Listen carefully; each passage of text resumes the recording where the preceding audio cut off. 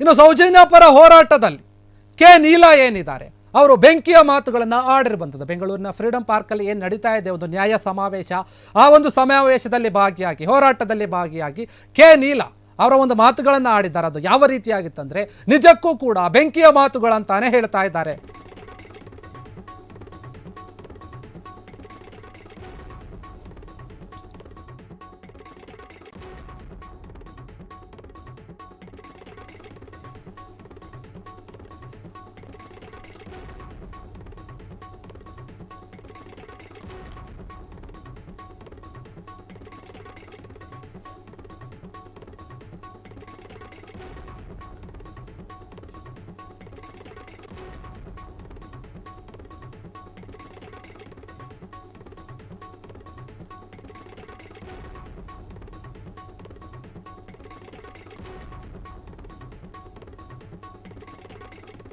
ಸೌಜನ್ಯ ಹೋರಾಟದಲ್ಲಿ ಕೆ ನೀಲಾ ಮಾತಾಡಿರುವಂಥದ್ದು, ಬೆಂಕಿಯ ಮಾತುಗಳನ್ನು ಆಡಿರುವಂಥದ್ದು.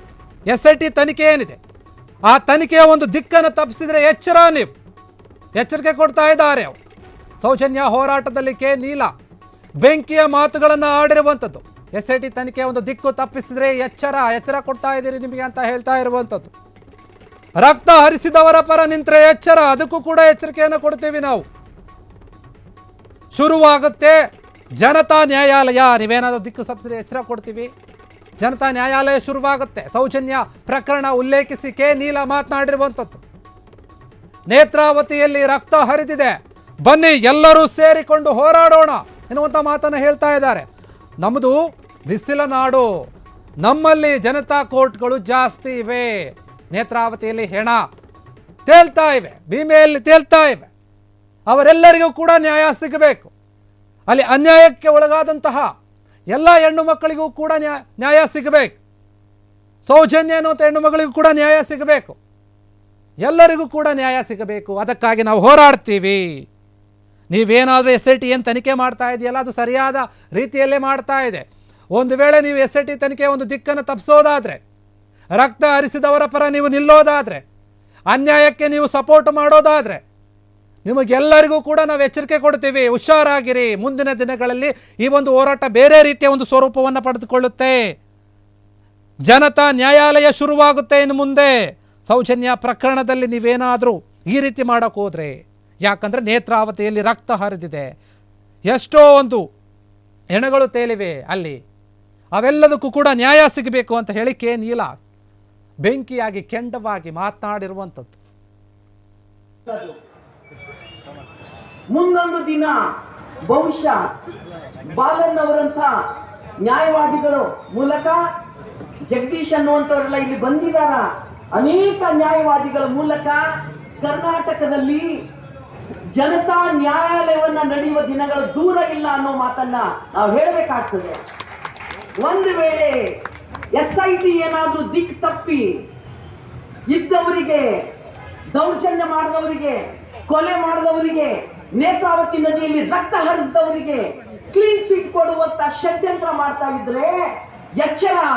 ಕರ್ನಾಟಕದಲ್ಲಿ ಜನತಾ ನ್ಯಾಯಾಲಯ ಆರಂಭ ಆಗ್ತದೆ.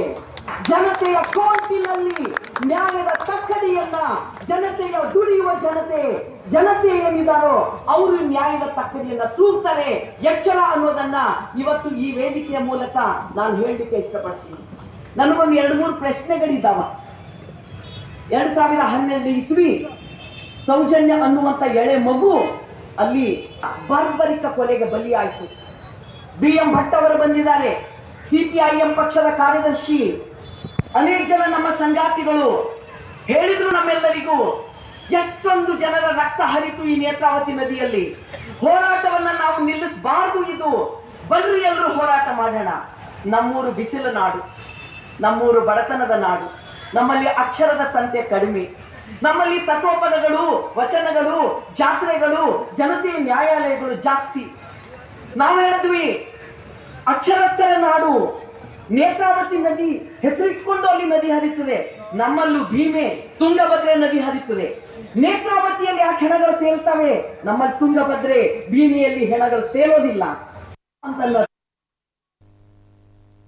ಫ್ರೀಡಂ ಪಾರ್ಕ್ನಲ್ಲಿ ಕೆ ನೀಲಾ ಅವರು, ಜನಪರ ಹೋರಾಟಗಾರ್ತಿ ನೀಲಾ ಅವರು ತಮ್ಮ ಮಾತುಗಳನ್ನು ಆಡಿರುವಂಥದ್ದು ಸೌಜನ್ಯಗೆ ನ್ಯಾಯ ಸಿಗಬೇಕು ಅಂತ.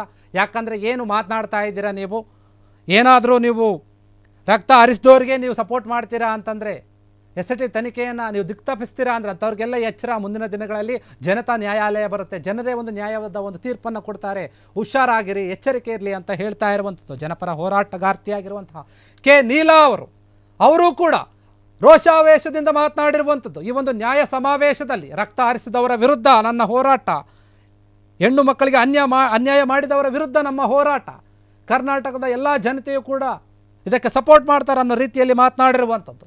ಸೌಜನ್ಯಗೆ ನ್ಯಾಯ ಸಿಗಬೇಕು ಅಂತ ಹೇಳಿ ಜನಪರ ಹೋರಾಟಗಾರ್ತಿ ಕೆ ನೀಲಾ ಅವರು ಈ ರೀತಿಯಾಗಿ ಗುಡುಗಿದ್ದಾರೆ. ಕ್ಷಣ ಕ್ಷಣದ ಸುದ್ದಿಗಳಿಗಾಗಿ ಫ್ರೀಡಂ ಟಿವಿ ಸಬ್ಸ್ಕ್ರೈಬ್ ಮಾಡಿ, ಲೈಕ್ ಮಾಡಿ ಹಾಗೂ ಫಾಲೋ ಮಾಡಿ.